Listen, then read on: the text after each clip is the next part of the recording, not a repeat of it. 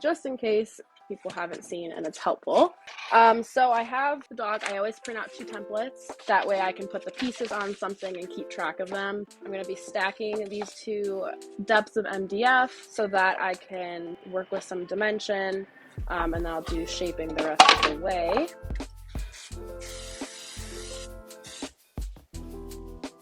Let that stick for a second. So if people aren't familiar with these blades, they're the modified geometry blades, and what's really cool about them, most of the teeth are pointed down, and then there's a few at the bottom that point up, so it really minimizes the tear out on the bottom. And I almost never have to actually sand the sides when I cut with these blades. Saves a lot of time, and there's plenty of other sanding to do. So I'm going to try to cut this out pretty quickly.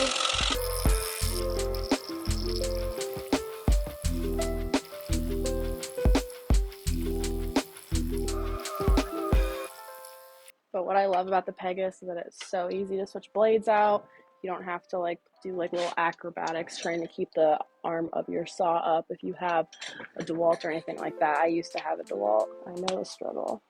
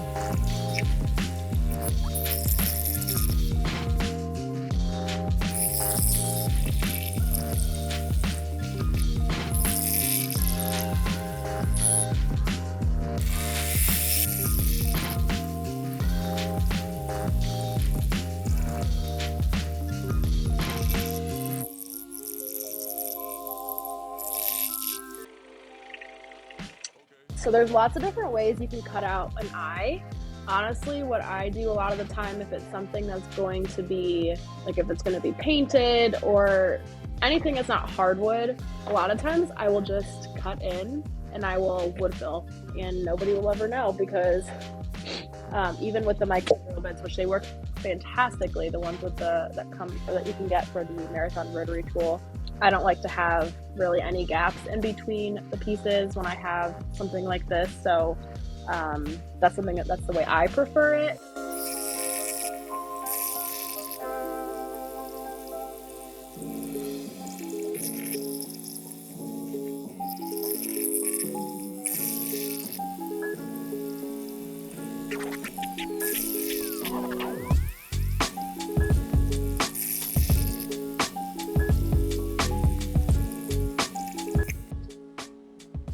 There's that. I'll do that with the rotary tool. So this is the Marathon rotary tool from Bear Woods. I used to have Dremels and absolutely hated shaping. Didn't think that there was an actually enjoyable rotary tool out there until I tried this one. I actually tried it at a friend's house that had one, and I bought one immediately.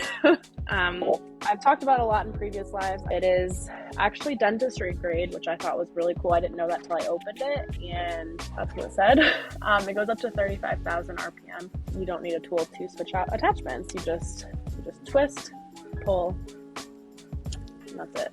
Really cool. There's a dial here for speed, and there's a foot pedal, which I have not unpacked yet.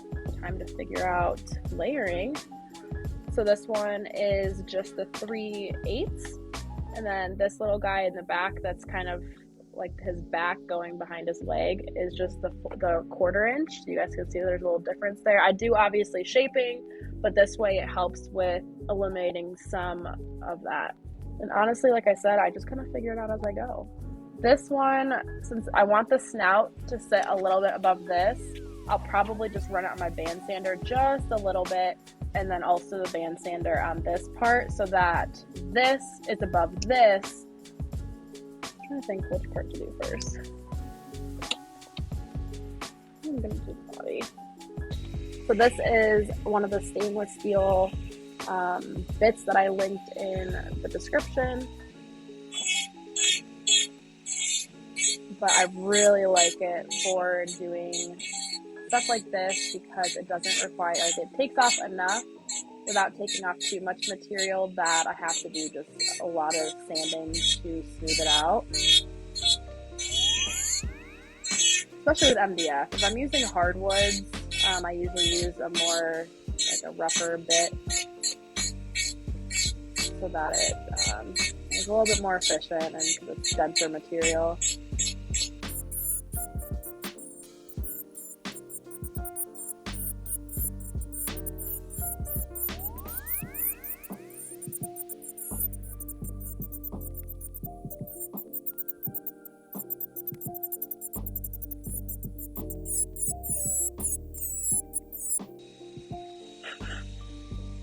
You guys can kind of see how I'm starting to shape that. Obviously I'm going to smooth it out and do a bit more, and then also do some round over on the leg, but this is kind of the concept I was talking about.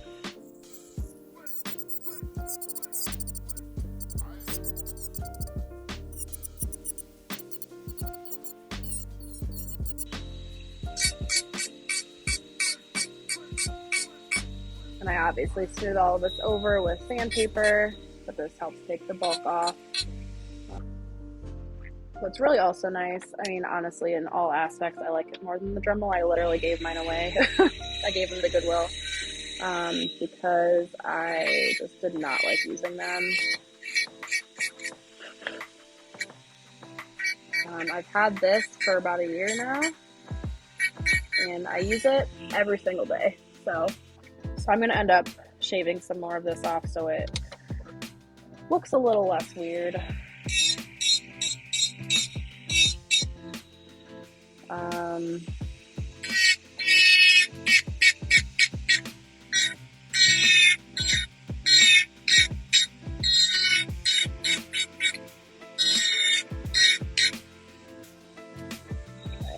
I usually revisit it once I've actually sanded it over a little bit. Just because it's kind of hard to see what it actually looks like when it's primed and painted, when there's like rough marks. So I'll sand off or sand with just with like a piece of sandpaper. So this is this little guy. So I only round the outside. So like this edge and this edge are butting up to the leg and the body.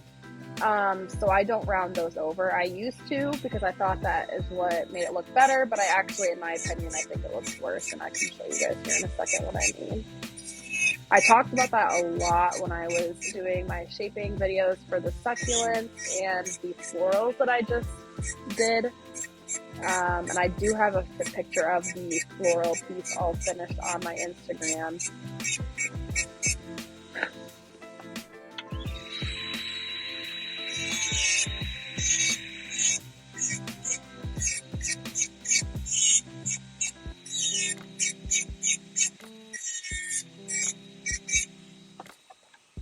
I'll show you guys what I mean here. And it's the same concept for everything else too. Like anytime it's something that's sitting behind and it's butting up, I don't round it over because I think it looks weird.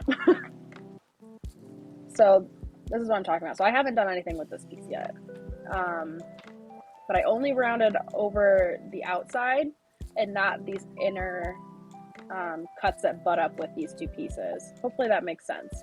But when I first started out and I would just round over every single edge. So this not only saves me time, but I think it looks a lot more realistic than rounding over those, because naturally it's just sitting behind, it's just his back, and it's not rounded over like these. Hopefully that makes sense.